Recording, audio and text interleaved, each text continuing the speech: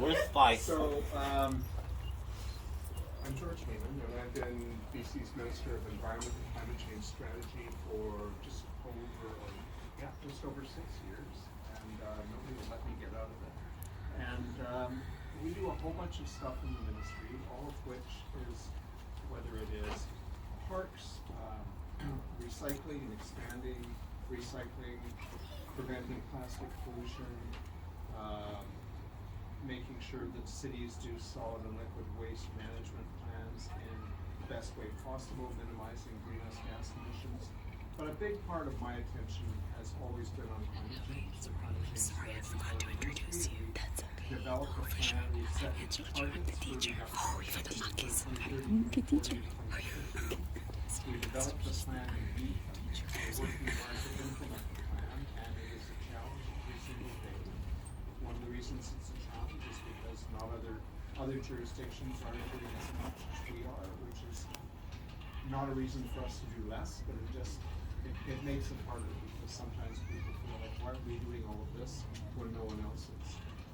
So I am, rather than telling you great detail about what we're doing to fight climate change, I'm more interested in hearing four things maybe. One of them is tell me more about the Monkey Rebel Club. Two is I hear you've been working and advocating for 15-minute city, and I want to hear more about what you're doing about that and why you think it's important, and the other environmental issues you're interested in. And then I just want to answer your questions about anything at all. Okay. Anybody want to start? About Monkey Rebel, we are an activism club for Glenbrook Middle School, and we've been going for a while, but this year we've sort of started making as many changes as we could. So we work on a variety of different topics, from cost of living to feminism to racism, sexism. You know, we cover all sorts of different topics that we feel need advocating for.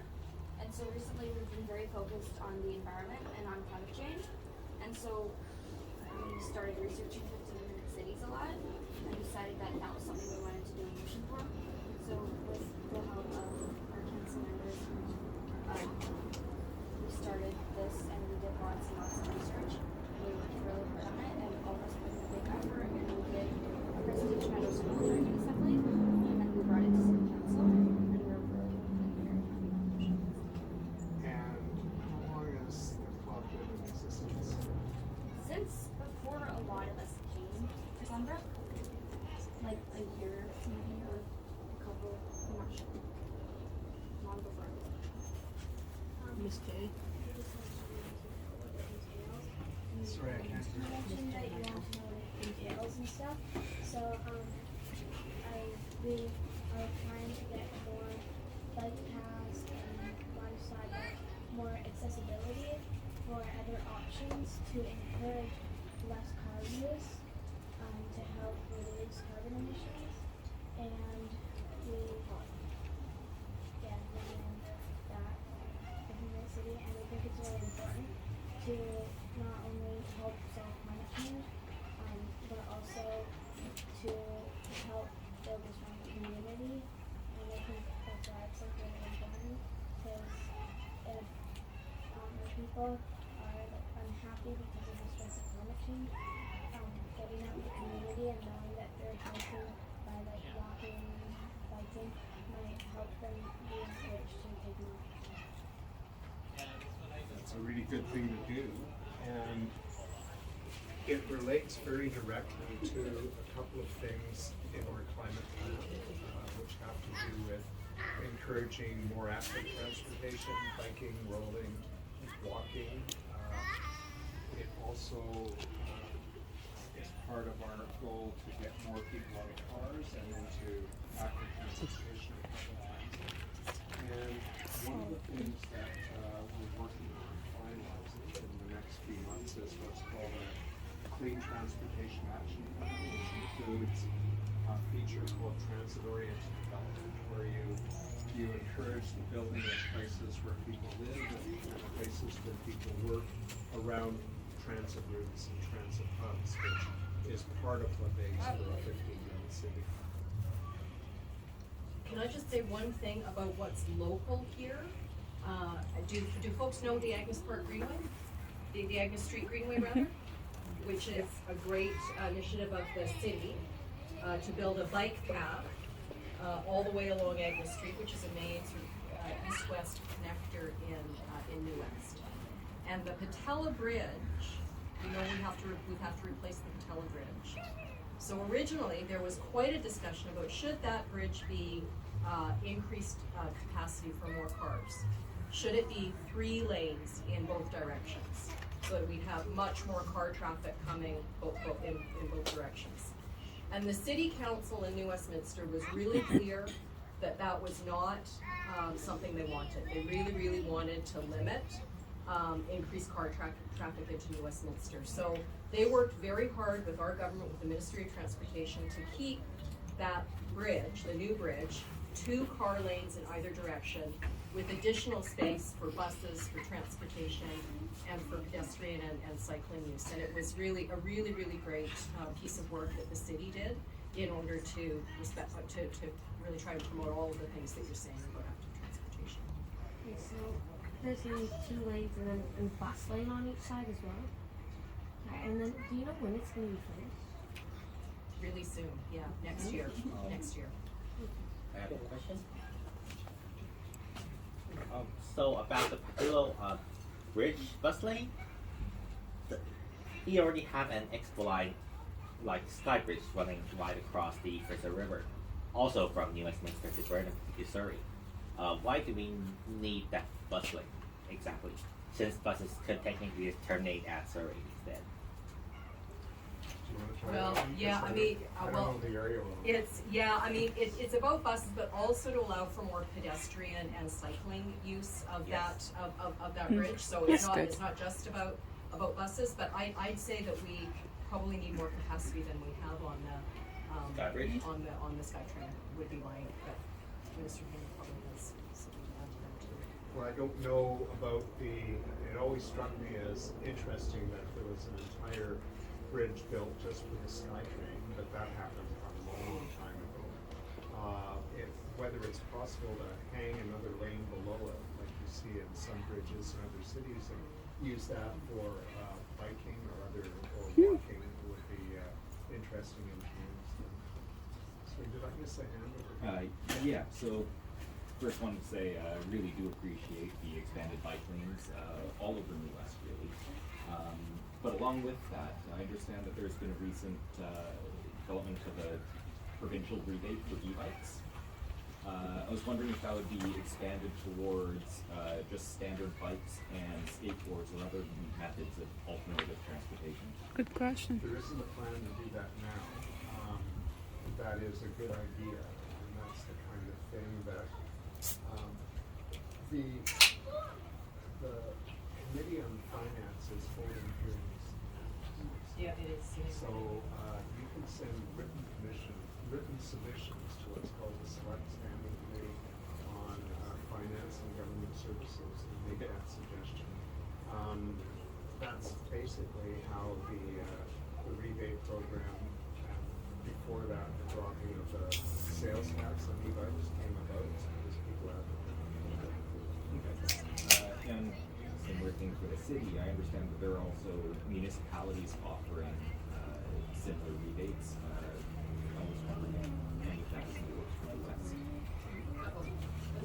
That's a Tasha. Okay.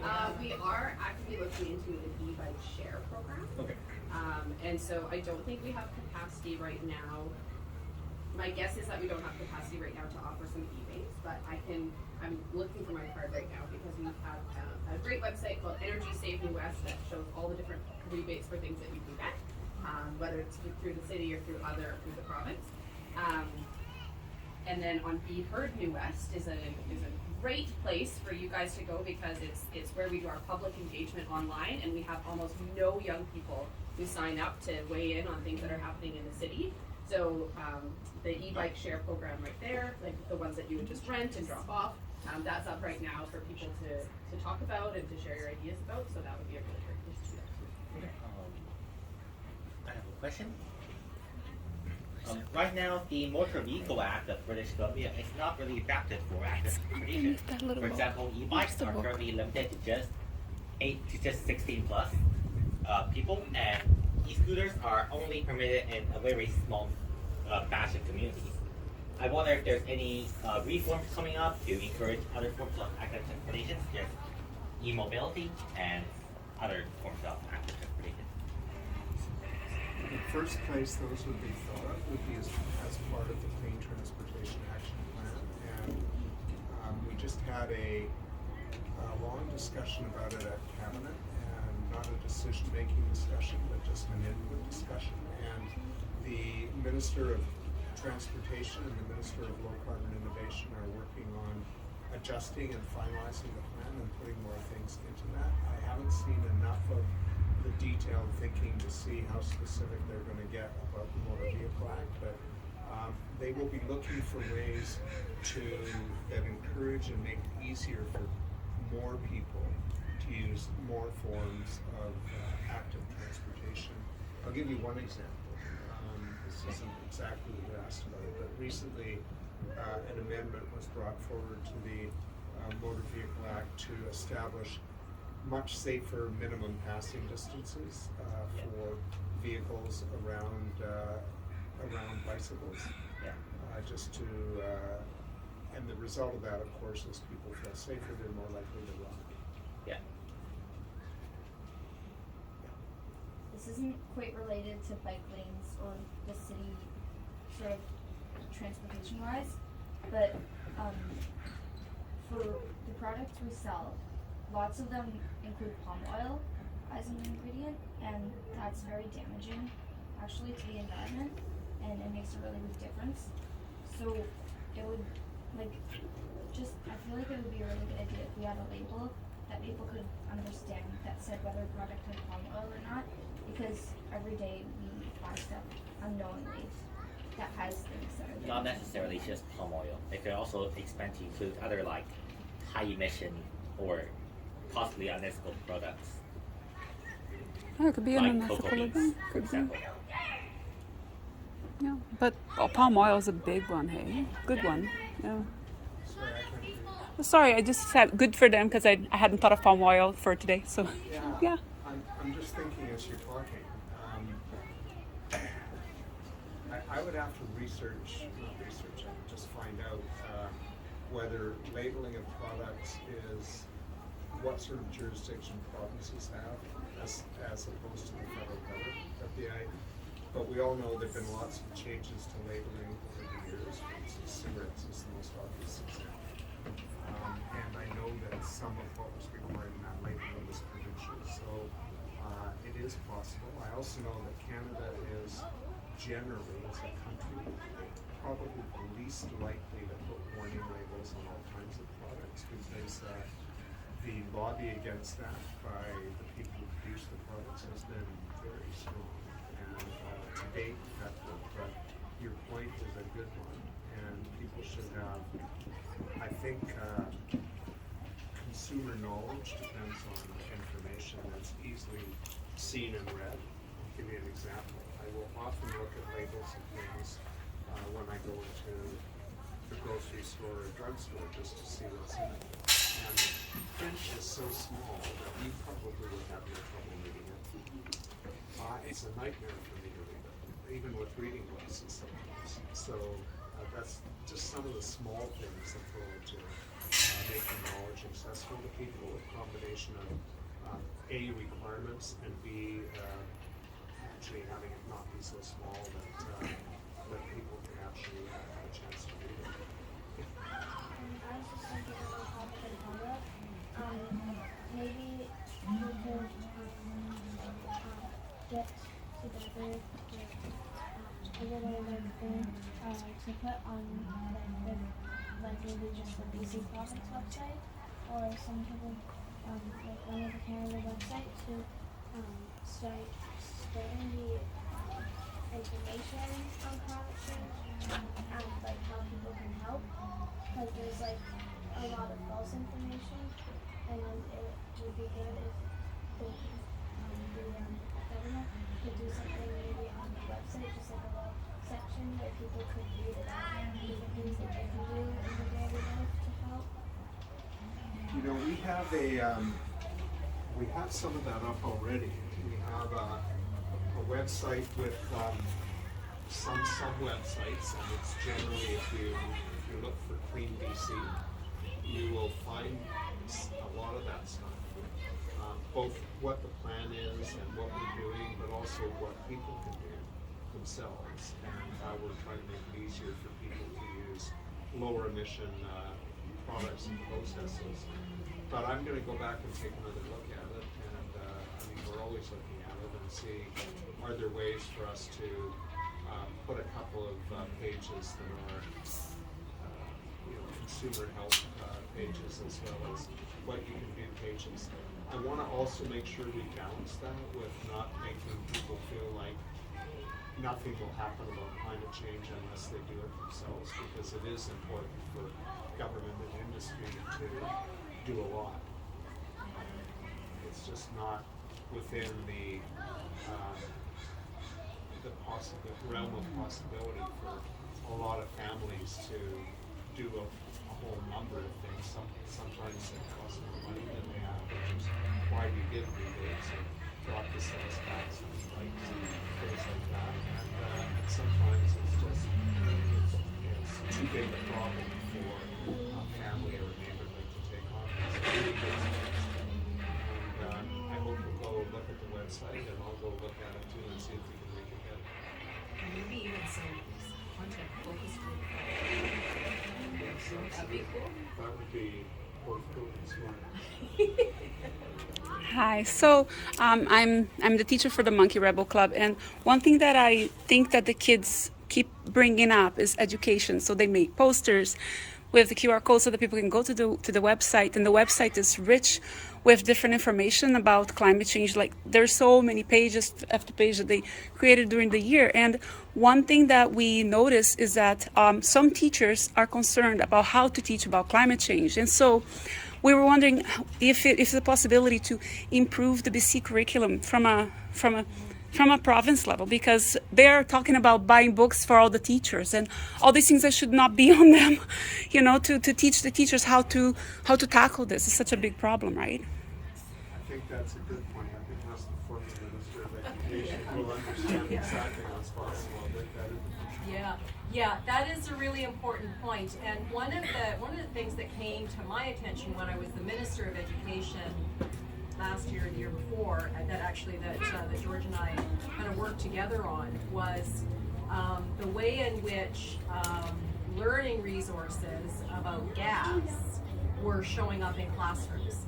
And there was a concern expressed by some groups, the WHO advocacy doctors groups and nurses groups who advocate for the environment, concern about how about some of these learning resources not being evidence-based, that they were really industry-based and really promoting the gas industry.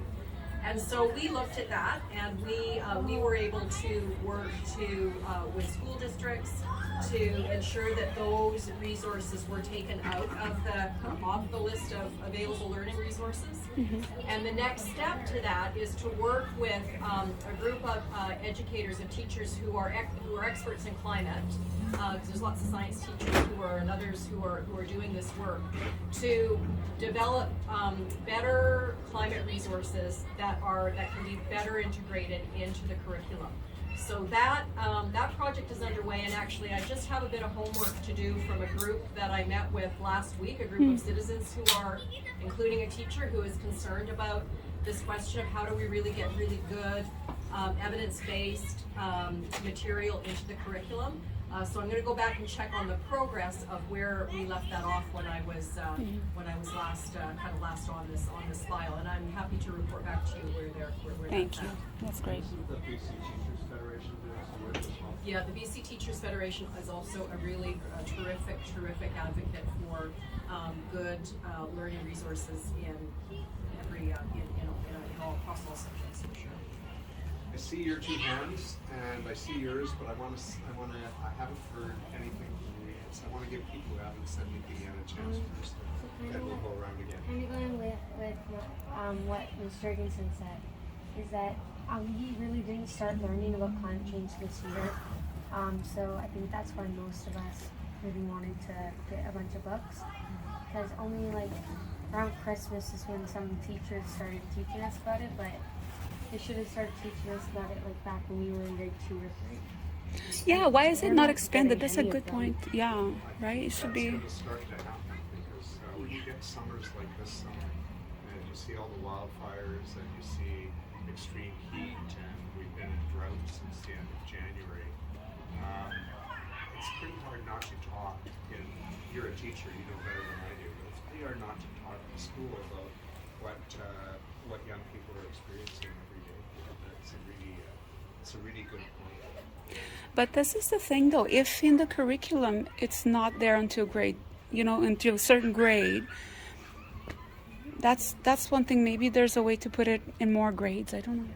I think that's a really important point, and something that I'm gonna, as I said, check in on the progress of this project that is happening around better integrating it, and I'll check on when it's supposed to start to kick in, because it is actually earlier than middle school, if I remember. It's supposed to be earlier Yeah. than middle school, but I'll take that away and check. So I took the geography of BC a couple semesters ago, and I did a research project that was looking into old growth forests and just general tree farming licenses or harvesting. And I noticed that there is still a significant amount of licenses for logging of old growth forests. I was just curious why this still is, and what other alternatives we can take to protect these environmentally important forests. You're correct that there are still licenses for logging old growth.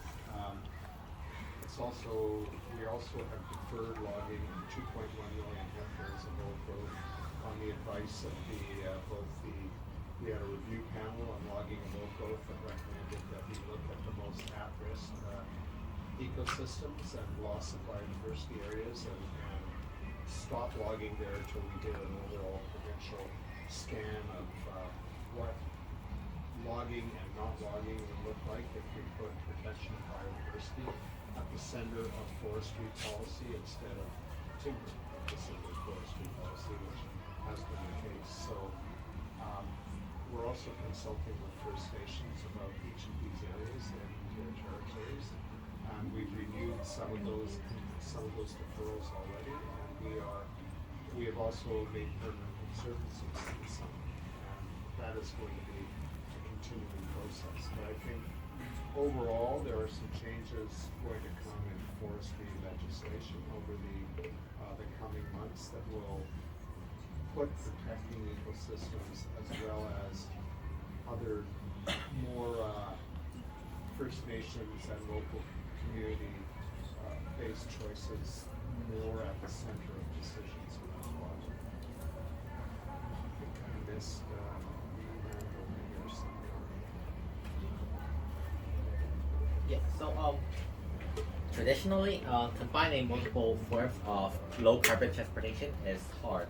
If you carpool all the way, you have to carpool all the way. If you take public transit, you have to take public transit all the way. But now we're seeing that to kind of starting to change. As we retire some of the older vehicles in public transit, like the Mark 1 and Mark 2 SkyTrains, and introduce newer vehicles to upgrade the capacity and replace them, is there any plans to lift or increase the restrictions of things like bike on transit and other? So those specific plans would be developed as part of the Clean Transportation Action Plan in the Ministry of Transportation, but it makes sense, I see a bus go by and it's got room for 2 bikes on the front, maybe 3, and that's about it. I've taken light rail transit in Portland and Seattle and other places, and there are hooks for bicycles everywhere. There's entire cars that are set aside for people to get on with their bikes and get off and keep going. So I think there's lots of good examples that we can follow. Why even bus when you have a bike?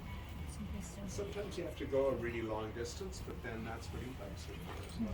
Say for example, a lower frequency bus route may not be exactly desired for a trip with multiple transfers. You could take a bike to a route with higher frequency and then continue a trip from there. That's yeah. Just on the topic of learning about the environment and about climate change in class, my class watched a David Attenborough documentary this year, pretty late in the year, definitely not at the start, and the whole class was like probably a month before school ended, and the whole class was actually quite worried about it, whereas before that no one had shown much interest in joining the activism club or paying attention to climate change at all. So everyone started worrying and everyone actually seemed pretty involved in it. So just imagining what would happen if all the classes did that would be really incredible. We would have so many more members in the club and so many more people would actually pay attention and would understand why it's so hot in the summer and understand why so many things are happening. And I think that would be really it's very That's a really good idea. As a teacher, what opportunities are there for in each school for teachers to make those kinds of decisions, or is that something that's better mandated the Ministry of Education? People see it as a mandate. They see it as, this grade says climate change, that's where we teach it. Other grades don't mention climate change, that's not where we teach it. And climate change usually is something that they do after they know the kids a lot because it's something that upsets people. And so it ends up being something that is late, like they're all saying later in the year. Ella, did you have something, honey? I was going to add that within the social studies, social justice, science classes, I was in a science class and my teacher looked at us and said, we don't have enough time to cover environment and I don't want to, so I'm not. A lot of people don't want to. A lot of people don't want to. And there was just nothing that year at all. And like I ended up being in a social justice class with a teacher who happened to be the teacher sponsor of the club, and that's how I got information on other places that I've been the last year. And it's sort of like up to students to join the environment club or have a teacher who feels like it's teaching that we're talking about.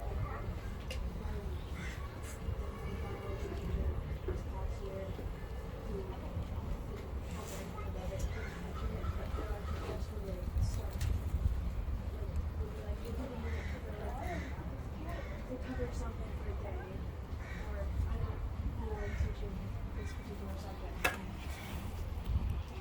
had that with the teachers, and that's high school. Not just about climate or environment, but other things as well. Yes, but there's a lot of, like, if you're going to skip something, it'll environment. That's like science and social studies classes. I find I've had more climate sections in middle school than in high school, which I feel like Can I? Yeah, well, you know what's interesting about that, Ella, is that one of the ways in which our education system understands how students feel and think about what they're learning is through a big survey called the Student Learning Survey that's conducted every year. And I mean, we can be skeptical about surveys as a way of kind of gauging, collecting information, but it is actually a really helpful tool because one of the things I noticed the last time I looked at it when I was the Minister of Education, it was been about a year ago, I saw the percentage of students saying that they had learned about the climate, about the effect of, I forget exactly what the wording is, I think it's the effect of human activity on the climate or on the environment. That's I think how the question was worded. And that number had declined. It was on a slight downward trajectory in the upper grades. And I flagged that for the ministry staff because that really worried me. Because that says to me that what you've experienced is not just unique to you, but that's happening to other students in other school districts. And so that was again something that we raised with with all of the kind of people who govern and guide our education system, the superintendents groups, the teachers, everybody, because we do need to really redouble our efforts to make sure that we have good, evidence-based, comprehensive material to support what's in the curriculum, and we need to ensure that the curriculum is taught. So that is, something that we'll take away to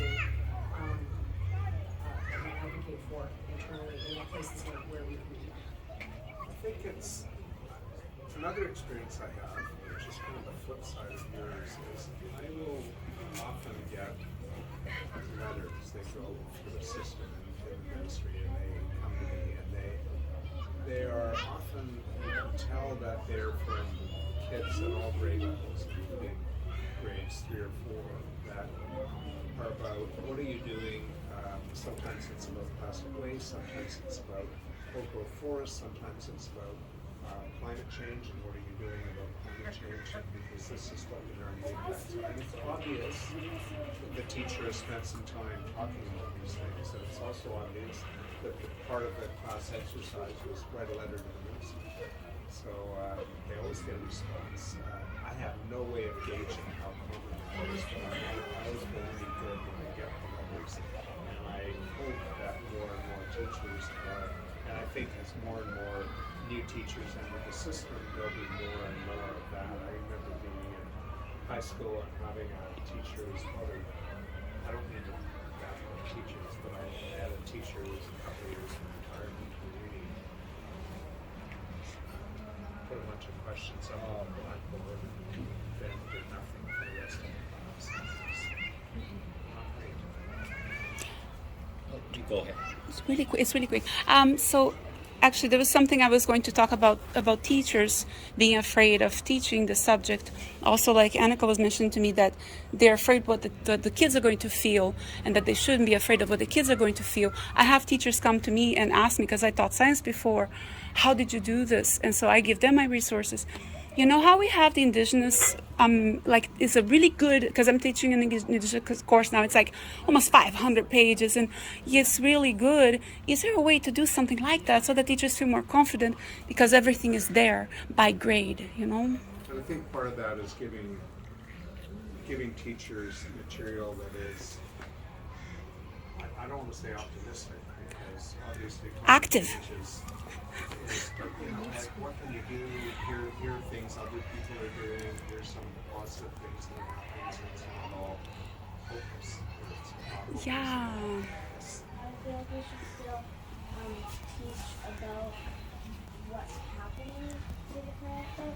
Like, it's good to teach people what they can be doing and what's happening, but it's also, I feel like, can be good to help people understand the urgency of the situation, not so much as you're pressuring them you gotta do something or everyone's gonna die, because I know that and it's very stressful.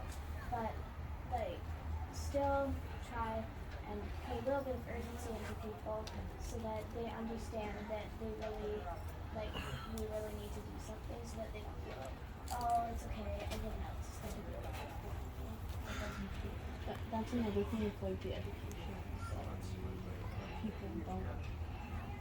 I think there's a difference between sugarcoating something or just saying, yes, there's climate change, but other people are doing stuff and it's all going to be okay, and kind of scaling the level of discussion for different age groups. So starting to let people know what climate change is at a very early age, or early grades, and then the next grade, we'll get further in the grades after that. You can kind of scale it for what different age groups in general can absorb. And I would think teachers and the Teachers Federation, with their experience, would be best placed to kind of have a sense of what the scaling up of that could look like for different age groups.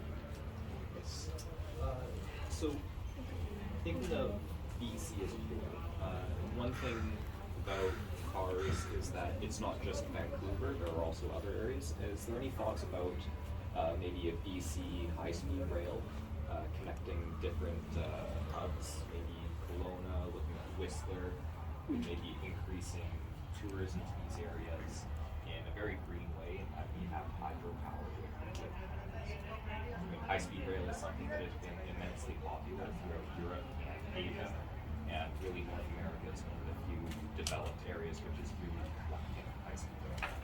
There has been some talk of high-speed rail in the corridor from Vancouver to Washington to Portland and maybe ultimately to California, but I have not heard anybody talking about high-speed rail.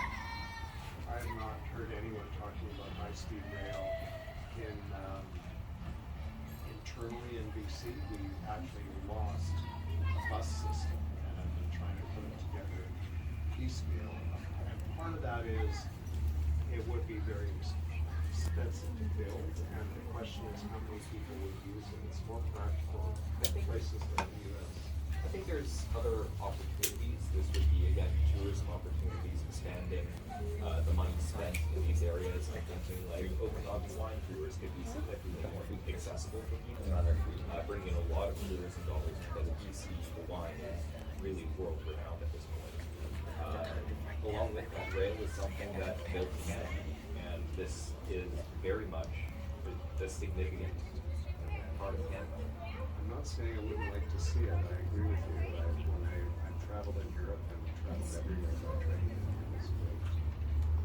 It's a great way to see it. You can't see if you're driving. But the answer is nobody's talking about it right now. That's not exactly a good idea. One of the things that I am hopeful we'll see more of because we want to see more public transit. And SkyTrain technology is extremely expensive. So one of the things that is less expensive that we could build a whole lot more of is something called bus rapid transit. But it depends who dedicate to it.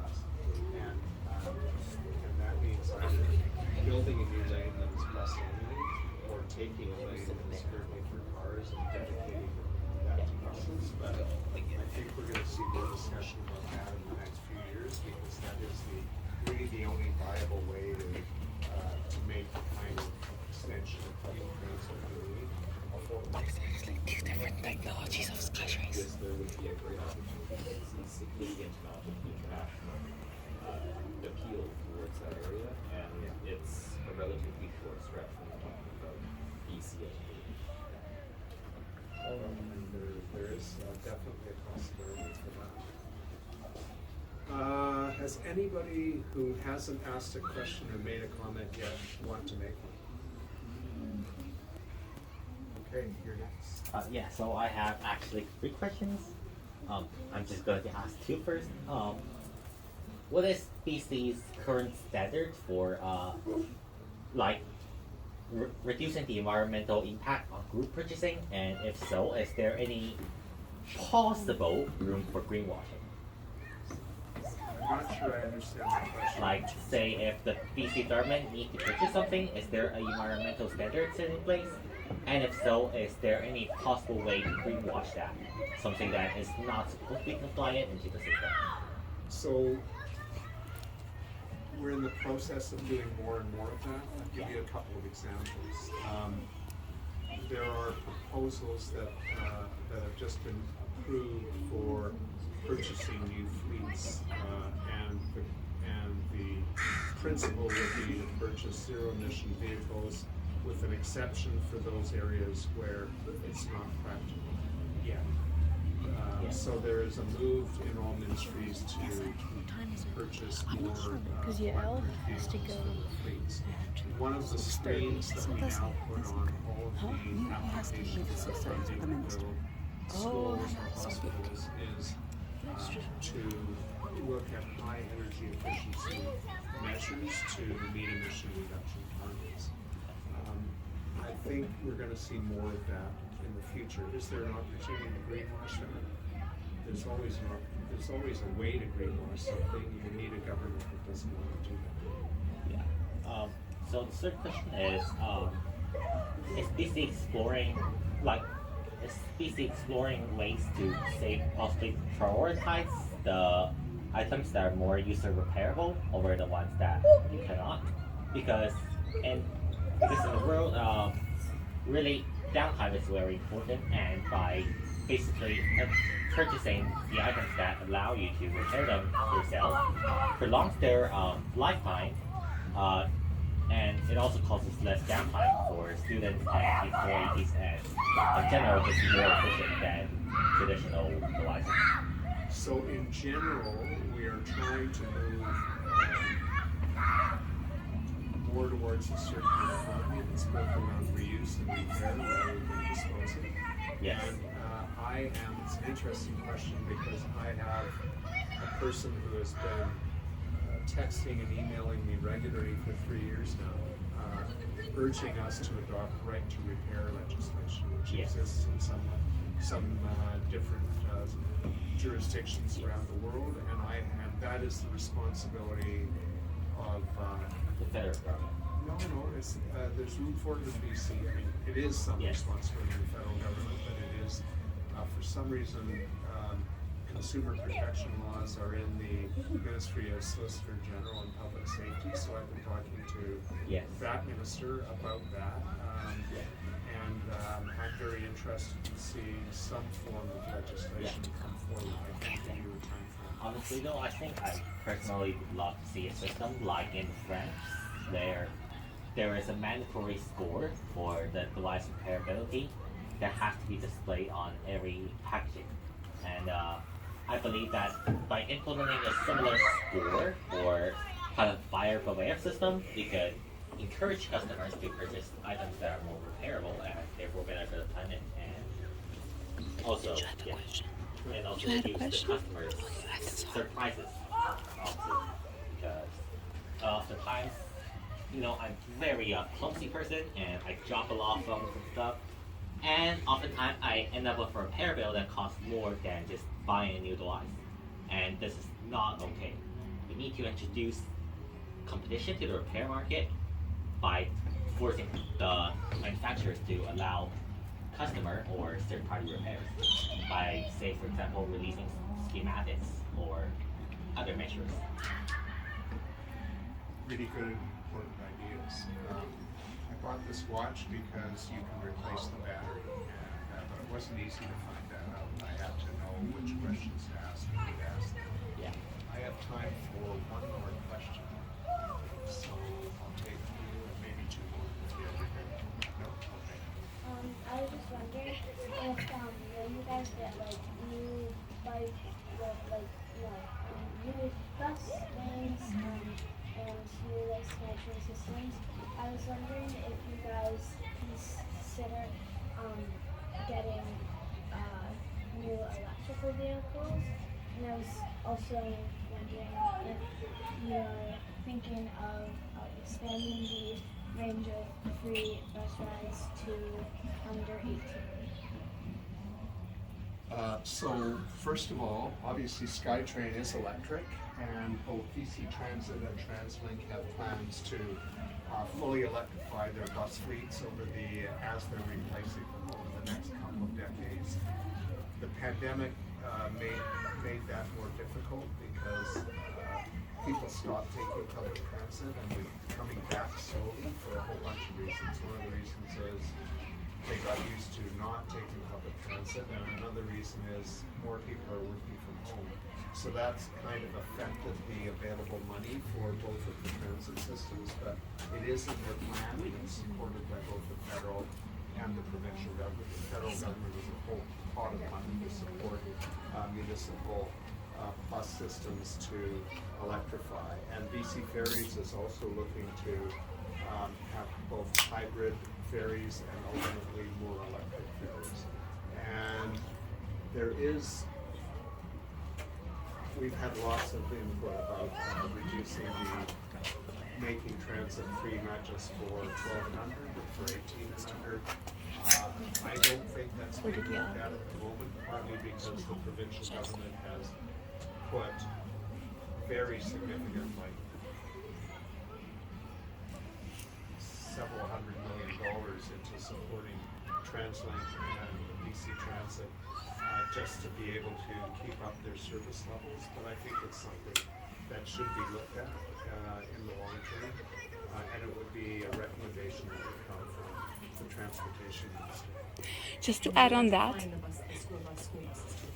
to add to that, when we go in the middle school and take the kids out on field trips, we have to pay for half the class and not the half. It's kind of weird to have in the same class kids that are free and kids that are not. So, yeah. And Okay, folks, you're gonna stay for a bit longer, but Yeah. thank you so much for inviting me, and thank you for having really great ideas and for being active on a whole range of things. I mean, when you described the club, you talked about all the things the club was doing, and the focus on climate is welcome, but there is much more you're talking about and doing that is really important to make better communities for all of us, so thank you very much. And thank you, Minister Heyman, for coming and spending some time with us. Thank you. Yay. Minister Heyman, do you want a group Sure, shot with that'd be everybody great. posing with you? Or you want- We'll do follow up later, honey. We'll do follow up, yeah? This picture? Yes.